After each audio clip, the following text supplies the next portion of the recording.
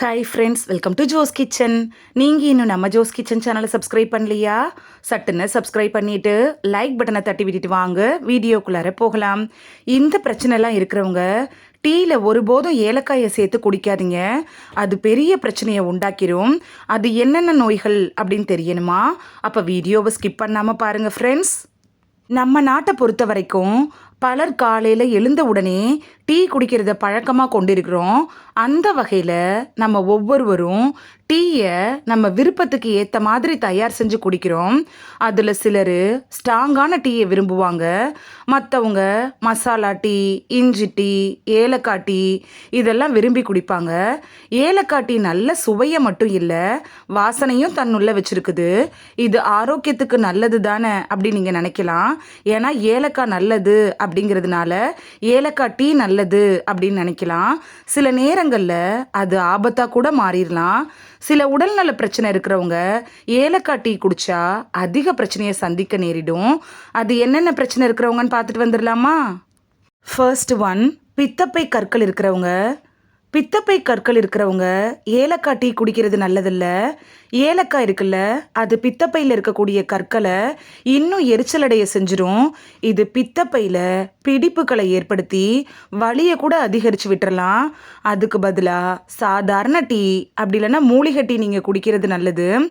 உங்களுக்கு பித்தப்பை கற்கள் இருந்து ஏலக்காய் டீயை குடிக்கணும் அப்படின்னு விரும்புனீங்கன்னா டாக்டரோட அட்வைஸ் இல்லாமல் எடுத்துடாதீங்க. செகண்ட் ஒன், கர்ப்பிணி பெண்கள். பொதுவாக கர்ப்பிணிகள் ஏலக்காயை அதிகமாக சாப்பிடக்கூடாது. டீயில் அதிகமாக ஏலக்காய் போட்டு குடிக்கிறது கூட ஆபத்தானது தான். இது கருச்சிதைவு அபாயத்தை அதிகரித்து விட்டுரும். உணவில் ஏலக்காயோட பயன்பாட்டை கட்டுப்படுத்துறது கூட நல்லது. அதே போல் பாலூற்ற தாய்மார்களும் ஏலக்காய் டீயை குடிக்கிறத அவாய்ட் பண்ணிடுறதே நல்லது. தேர்ட் ஒன், ஒவ்வாமை இருக்கிறவங்க. சிலர் ஏலக்காயை சாப்பிட்டாங்கன்னா அது அவங்களுக்கு ஒவ்வாமையை உருவாக்கிடும். அப்படி இருக்கவங்கலாம் முற்றிலுமாக ஏலக்காய் டீயை அவாய்ட் பண்ணிடுறதே நல்லது. நீங்கள் ஏலக்காய் டீ குடித்ததுக்கப்புறம் தோல் வெடிப்பு, அரிப்பு, சுவாச பிரச்சனைகள் வந்துச்சு அப்படின்னா ஏலக்காய் டீயை நீங்கள் கண்டிப்பாக அவாய்ட் பண்ணணும்.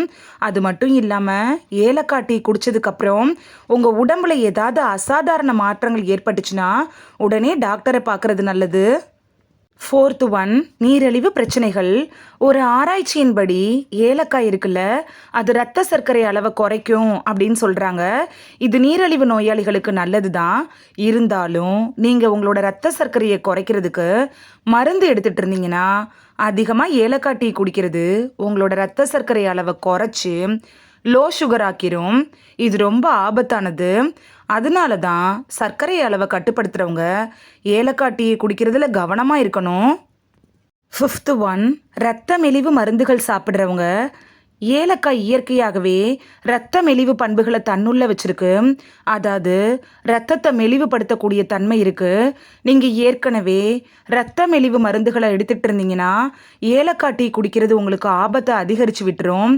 இரத்தப்போக்கு ஏற்படுறதுக்கான வாய்ப்புகள் கூட அதிகரிக்கும். நீங்கள் இரத்த மெலிவு மருந்துகளை உட்கொள்பவராக இருந்தீங்கன்னா எந்த ஒரு மசாலா பொருட்களை கொண்டும் டீ செஞ்சு நீங்கள் குடிக்கக்கூடாது. அப்படியே நீங்கள் ஏலக்காய் டீ குடிக்கணும் அப்படின்னு நினச்சிட்டிங்கன்னா உங்கள் டாக்டர்கிட்ட அட்வைஸ் இல்லாமல் எடுத்துக்காதீங்க. இந்த வீடியோவில் யாரெல்லாம் ஏலக்காய் டீயை கட்டாயம் அவாய்ட் பண்ணணும் அப்படின்னு தான் பார்த்தோம். இது உங்களுக்கு ரொம்ப யூஸ்ஃபுல்லாக இருந்திருக்கும் அப்படின்னு நம்புகிறேன். இது உங்கள் ஃப்ரெண்ட்ஸுக்கு பயன்படணும் அப்படின்னு நினச்சிங்கன்னா ஷேர் பண்ணி விடுங்க. இந்த வீடியோ உங்களுக்கு பிடிச்சிருந்துச்சுன்னா லைக் பட்டனை தட்டி விடுங்க. சப்ஸ்கிரைப் பண்ணுற ஃப்ரெண்ட்ஸும் மறக்காமல் லைக் பட்டனை தட்டி விடுங்க. நிறைய பேர் சப்ஸ்கிரைப் பண்ணாமல் பார்க்குறீங்க ஃப்ரெண்ட்ஸ். நீங்களும் சப்ஸ்கிரைப் பண்ணிவிட்டு பார்த்தா நமக்கு பவர் கிடைக்கும். நீங்கள் சப்ஸ்கிரைப் பண்ணிவிட்டு பார்க்குறது இது மாதிரியான வீடியோக்கள் தொடர்ந்து போடுறதுக்கு எங்களை மோட்டிவேட் செய்கிற விதமாக அமையும் ஃப்ரெண்ட்ஸ். சப்ஸ்கிரைப் பண்ணுறதோடு மட்டும் இல்லாமல் பக்கத்தில் இருக்க பெல் ஐக்கானை கிளிக் பண்ணி ஆளுங்கிற ஆப்ஷனை கிளிக் பண்ணி வச்சிட்டிங்கன்னா நாங்கள் வீடியோ போட்ட உடனே நோட்டிஃபிகேஷன் உங்கள் செல்ஃபோனை வந்தடையும். நாளைக்கு வேறொரு ஆரோக்கியமான பதிவில் சந்திக்கலாம். தேங்க்யூ, பாய்.